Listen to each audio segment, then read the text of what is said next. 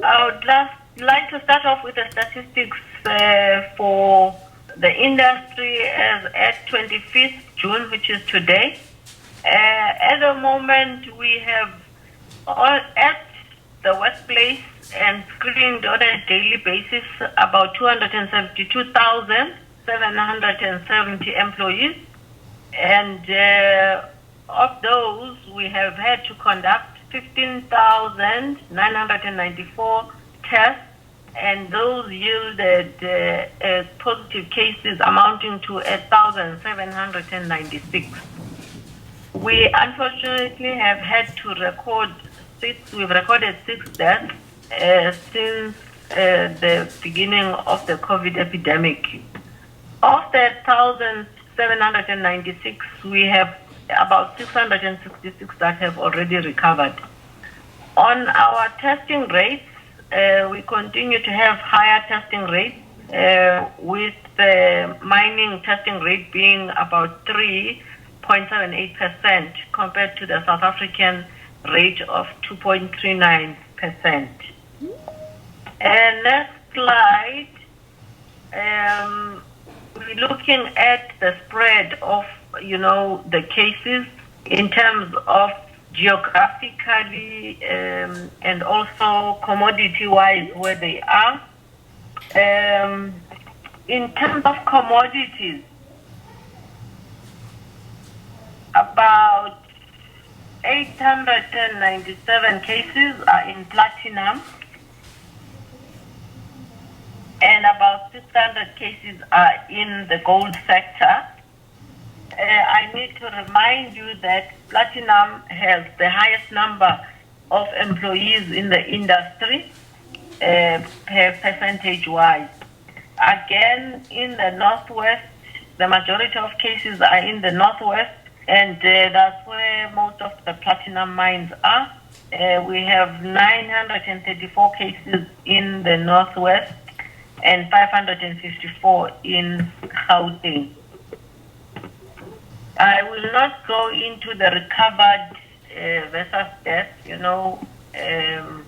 statistics, but just to say that regarding the age distribution, we find that most of our cases are in the age group 31 to 40, followed by the 41 to 50, and then 51 to 60, and in the younger age group of 21 to 30, that's the least number.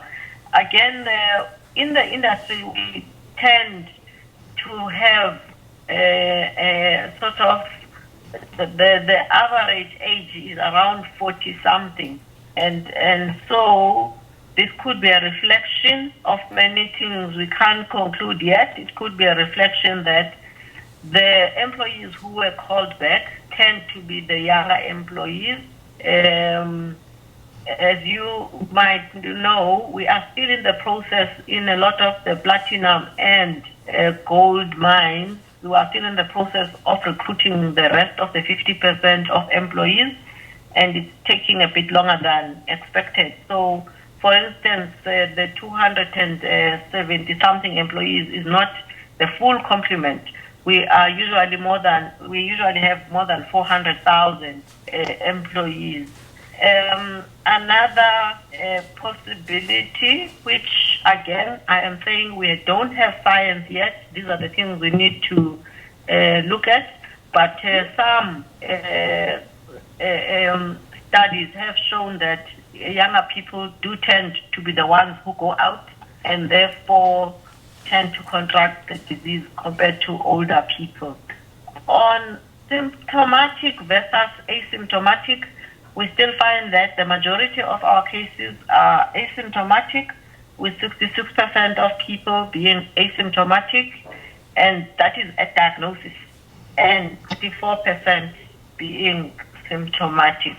Mining companies directly on their own accord and also under the Minerals Council are seeking to increase, the COVID testing capacity for companies and in support of the country's overall testing initiative. The ideal public health approach I think, to any disease is to identify all cases through testing with the aim of isolating the infected employees, individuals, and thus curbing transmission to other people. South Africa's COVID testing capacity has been severely constrained by the lack of availability of testing machines, test kits, and the availability of qualified staff. Quite a few mining companies have actually taken the initiative to procure their own testing capacity or to access access to increased testing capacity.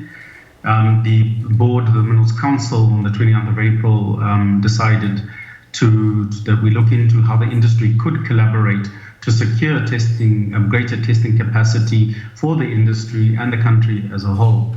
So companies might participate voluntarily and directly secure capacity. We're also trying to encourage them to collaborate regionally, as you can understand, due to commonality relating to things like stakeholders, and also to support the regional testing needs, especially the regional public health facilities that are certainly in greater need of quicker testing capacities. Last week, Nix Lesotho mentioned about only one border post for Lesotho, where the numbers were 3 times more than Mozambique, but there was also one border post. Has there been a change? Have more Lesotho borders now open to let the foreign workers in? Because every mining company I deal with say, we haven't got our foreign workers back. Coming to the border post, the ports of entry, we have resolved the issue of Lesotho. In Lesotho, now we have 3 border posts, and each border post have a capacity of about between 130 and 150 people.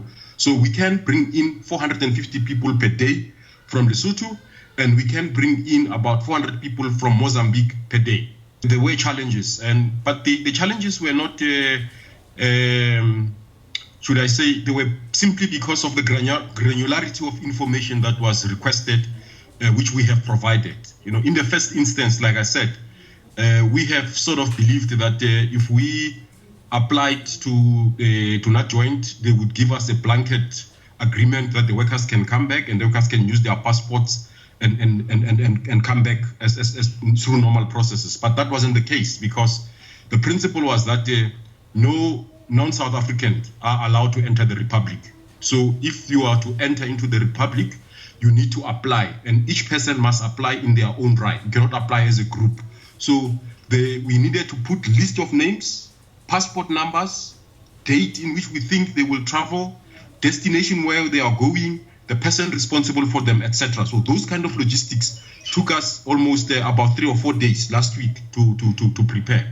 Secondly, we needed to enter into an agreement with first health service providers, that is the emergency services on the routes that we are going to use and the pit stops that we are going to use.